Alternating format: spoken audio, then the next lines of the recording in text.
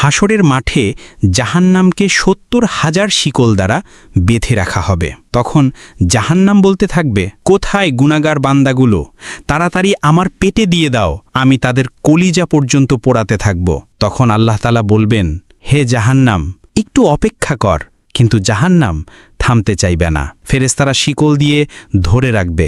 এই অবস্থা দেখে আমাদের প্রিয় নবীজি সাল্লাল্লাহু আলাইহি ওয়াসাল্লাম সেজদায় পড়ে যাবেন এবং বলবেন, হে আমার রব, আমার উম্মতকে জাহান্নাম থেকে রক্ষা করুন। তখন আল্লাহ তাআলা ফেরেশতাদের হাতে এক বিশেষ পানি দিয়ে বলবেন, জাহান্নামের উপর ছিটিয়ে দাও। ফেরেশতারা পানি ছিটানোর সাথে সাথে জাহান্নাম পিছিয়ে যেতে থাকবে।